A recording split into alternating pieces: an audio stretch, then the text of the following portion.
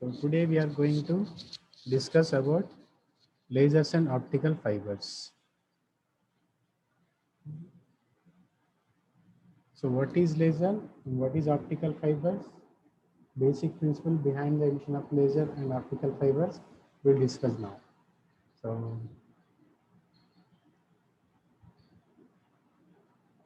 first, light amplification based stimulated emission of radiation.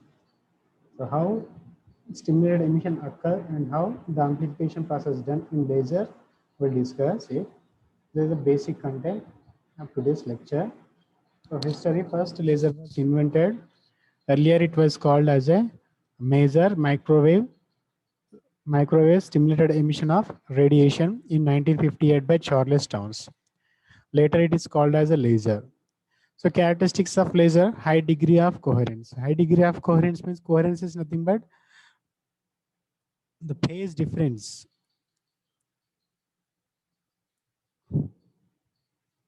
So the phase difference between two or more waves is zero.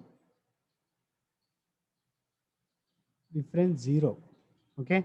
Suppose the waves like this. So they are coincidence of crest and trough. You can say that. So in this case, we can say that the waves are incoherent. Okay, means the phase difference between these two waves is zero. Next, monochromatic. Monochromatic means only one wavelength or single wavelength. Next, directionality or intensity. Compared to ordinary light, the laser having high degree of coherence, monochromatic light, directionality, and high intensity. So if you compare with other light, normal light, it, in all directions, okay, it can emit light in all direction, but in case of, whereas in case of laser, only one direction.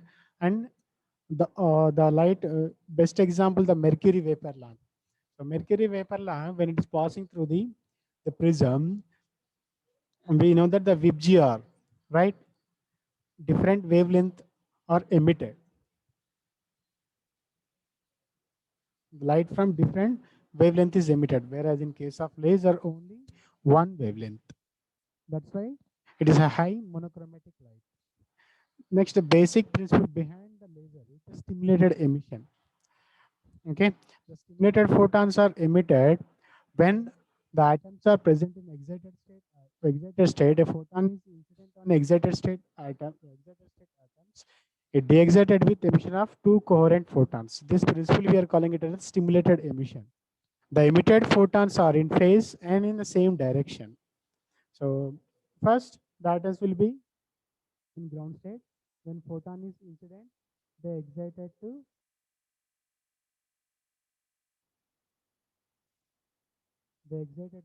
higher energy state.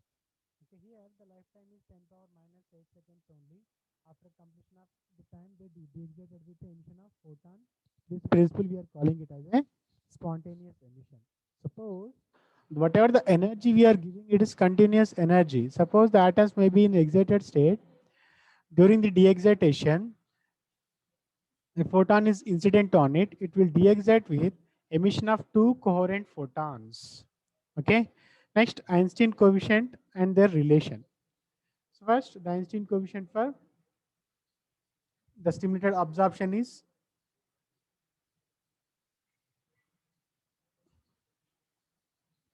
B12. Here N1 be the number of atoms in ground state and E now be the energy density. Okay. Next, the spontaneous emission. So we know that the lifetime of atom is 10 power minus 8 seconds only. After completion of their lifetime, they immediately de-excited to ground state. We know that for spontaneous emission, the external energy source is not required. This event occurs spontaneously. So here A21 be the Einstein coefficient for spontaneous emission. Next, stimulated emission. The stimulated emission, suppose the atoms may be in excited state, a photon is incident on excited state atom, it is de-excited with a emission of two coherent photons. So for stimulated emission, the energy is required, and B21 be the Einstein coefficient for stimulated emission. So once atom will be excited, it will be de-excited either by spontaneous emission or stimulated emission. Okay, so the rate of absorption is equal to the rate of emission. Okay, next if we equate this one, we'll get the energy density expression. Next, from Planck's Planck's principle, Planck's quantum theory, we know that the expression for energy density expression is rho of nu is equal to 8 pi h nu cube by c cube. If we compare with this, the energy density expression, so what we get, finally we get n2 by n1 rho of nu b21 by n rho of nu b12 is equal to n2 by n1. Okay, here what is n1? Number of atoms in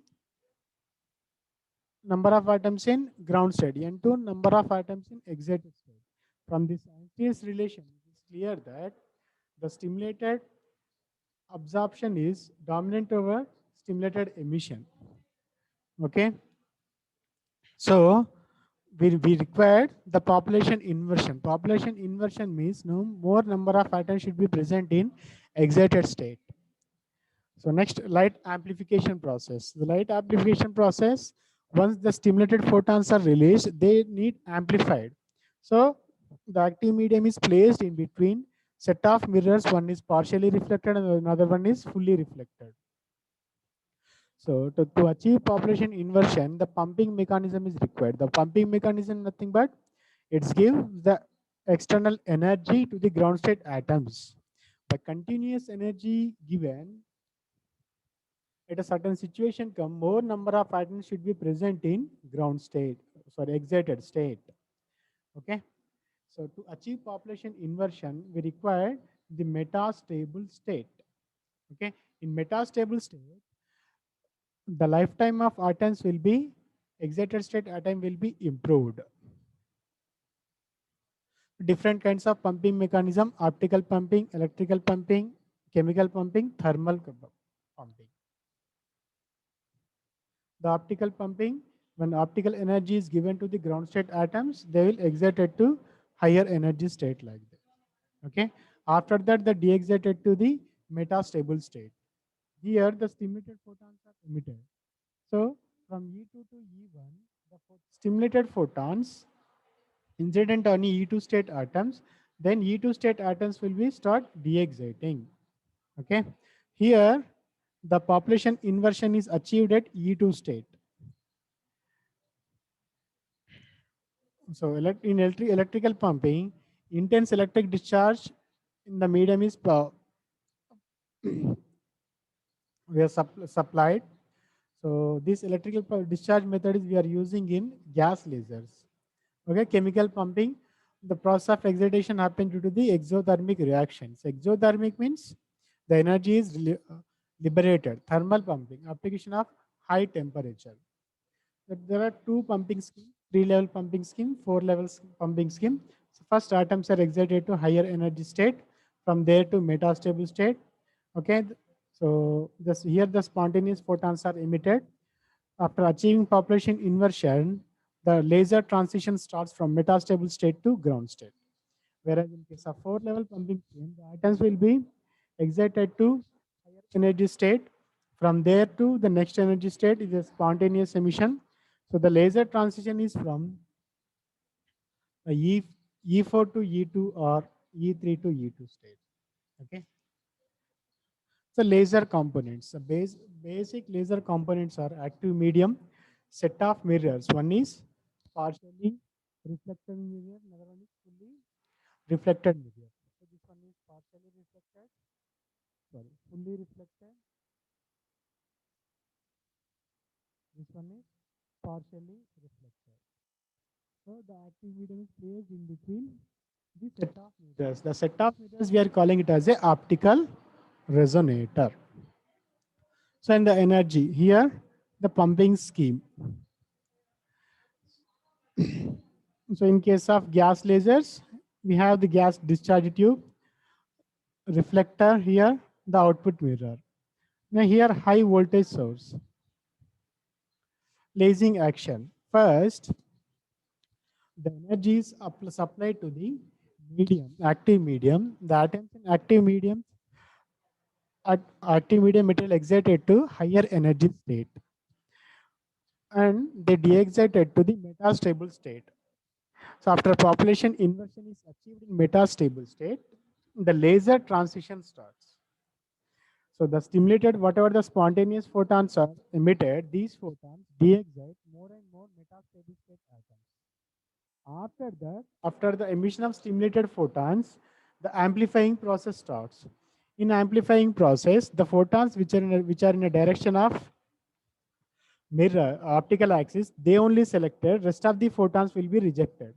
The selected photons will undergo multiple reflections, and they amplified. The amplified beam is escape from the partially reflected mirror. So the animation of lasing action, first excited state, next metastable state, next ground state. So in ground state, the transition from metastable state to ground state, stimulated emission, stimulated photons are released. Okay, this is how the beam is amplified. So, so this color, the ground state energy level, and this one is energy level 2, and the spontaneous photons. These are the spontaneous photons. Here the spontaneous photons.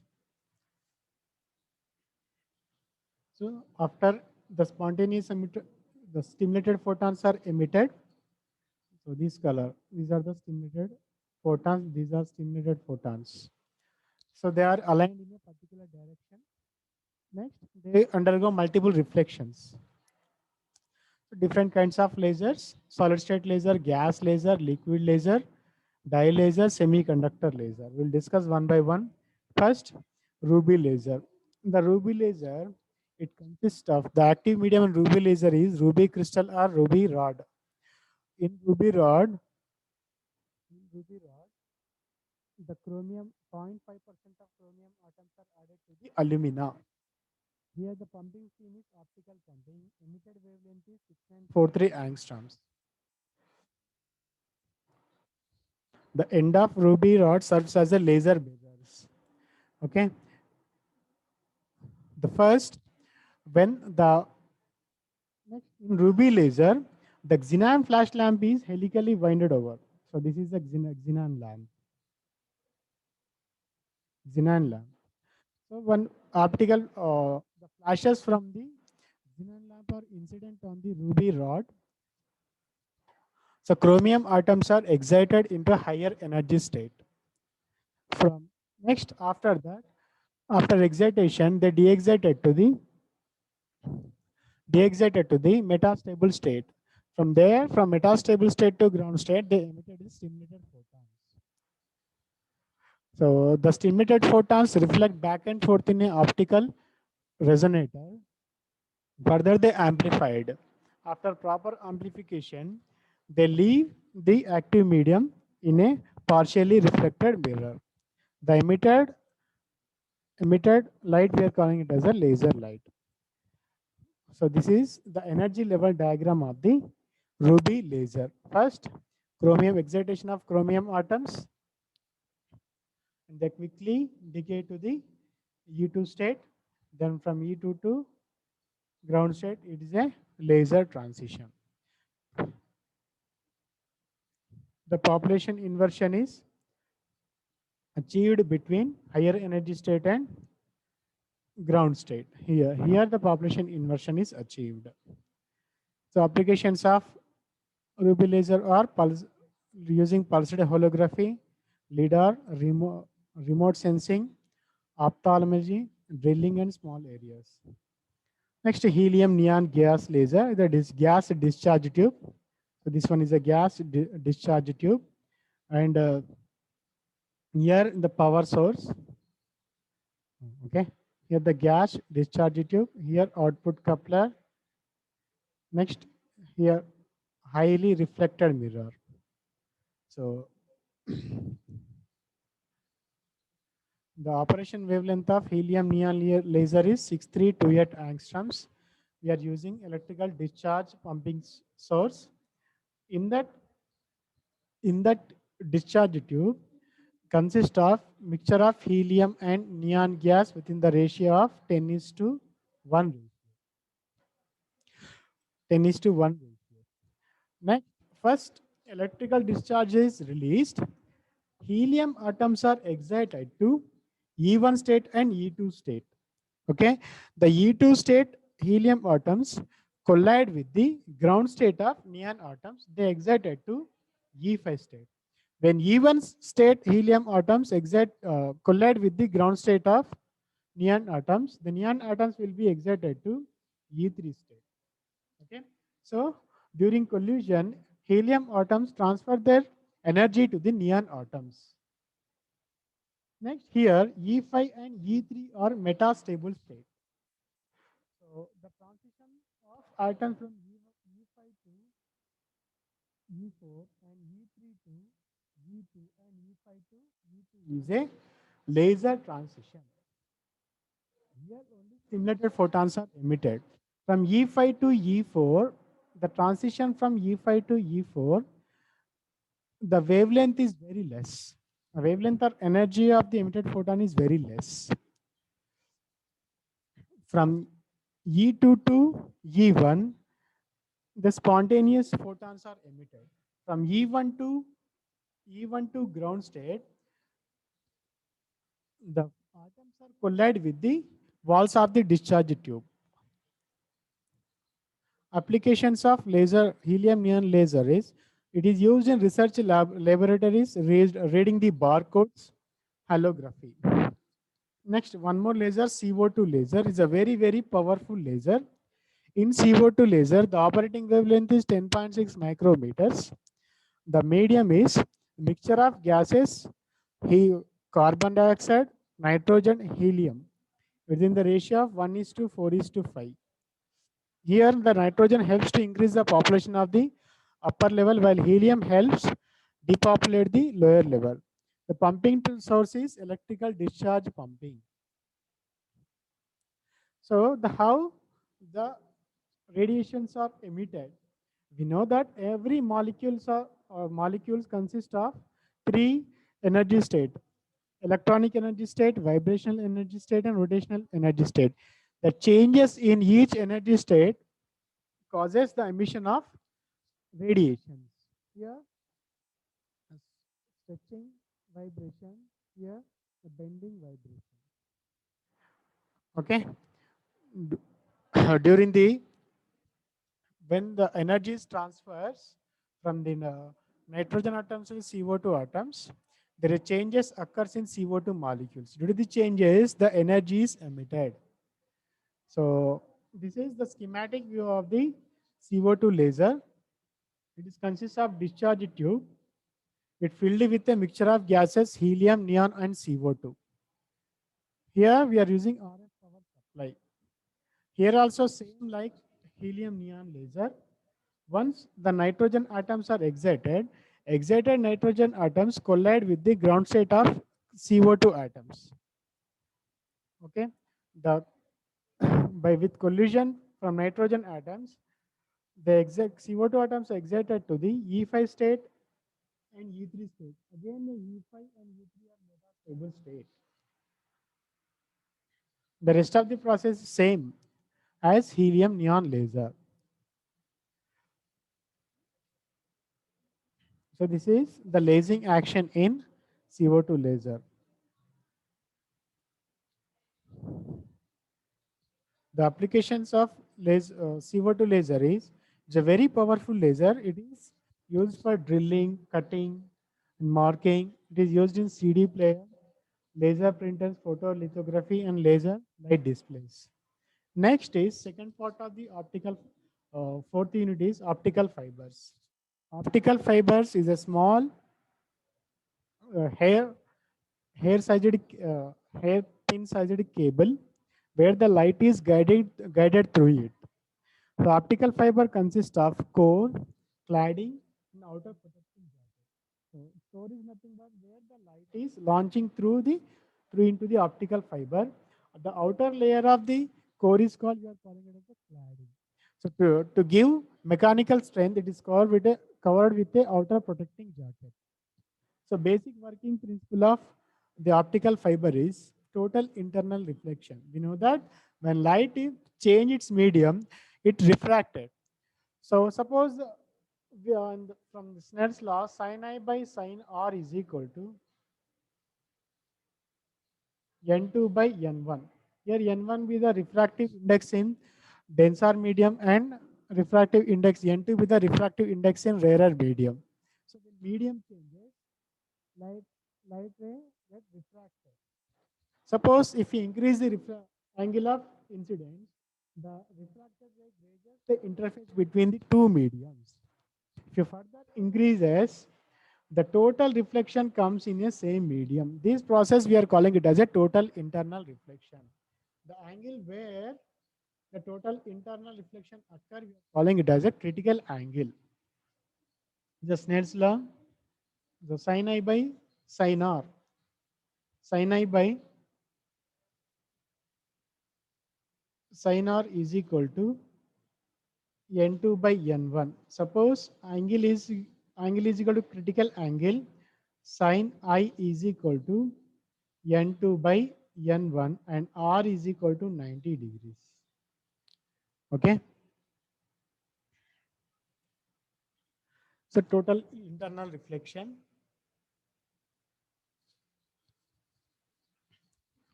Here is core, outer layer is cladding. Remember that refractive index of core is greater than the cladding. So this animation, the GIF image shows how the optical fiber is, how the light is guiding through the optical fiber. So acceptance angle. The acceptance angle is nothing but the maximum angle of incidence at core so that the light ray should guide it through the optical fiber. Okay, we can also say the core accept the light, incident light at particular angle only. That angle we are calling it as a acceptance angle. This is the expression for the acceptance angle. Acceptance cone. So rotating the acceptance angle about the fiber axis describe the acceptance cone of the fiber. Numerical aperture. The gathering power of light gathering power of an optical fiber, we are calling it as a numerical aperture. Next, the types of optical fibers.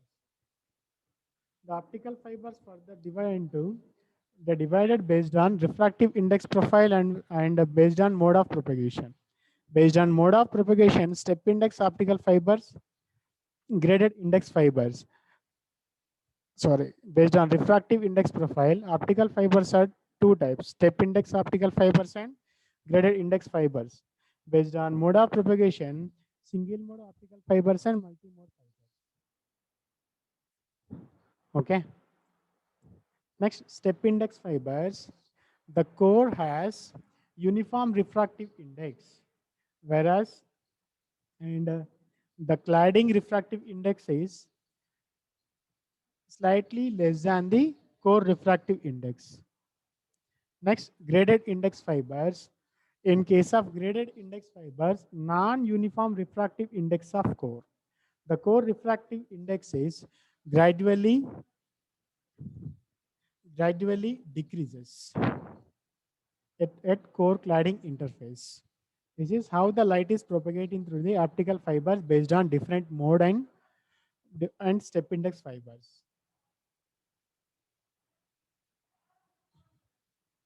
Next, single mode fibers and multi-mode fibers. In single mode fibers, only one mode of propagation. In multi-mode fibers, more than one. Okay. In single mode fibers, they are using the source of light is laser. Here, the source of light is LED. This is used for long distance communication. This one is for short distance communication. In case of single mode fibers, attenuation is very less. Attenuation is very less. Here, signal loss is very high loss. And the cost of manufacturing a single mode fiber is higher. And very manufacturing cost is very less. Next, the advantages of optical fibers are they can carry much more information, higher data rates, and they can much longer distance than coaxial cables. Next, the noise controllable, and it can also unaffected by atmospheric agents. Attenuation. The attenuation is nothing but the losses in signal. So there are mainly three types: scattering loss, absorption loss, and bending loss. The first, scattering loss. The scattering loss is a contribute 96% of the losses in optical fibers. So why? Because of variation in refractive index of material. Variation of refractive index of material. Variation in refractive index of material. Why? Because change in density of material. Changes or changes in density of material causes scattering losses. Absorption losses. So absorption losses due to the imperfection in material. Suppose OH ions or hydroxyl ions present, the incident light is absorbed by this OH ions. It causes absorption loss. The absorption loss contribute only 3 to 5% only. Contribute 3 to 5% only. Next, bending losses. Bending losses further divided into two types: micro bending loss and micro bend loss.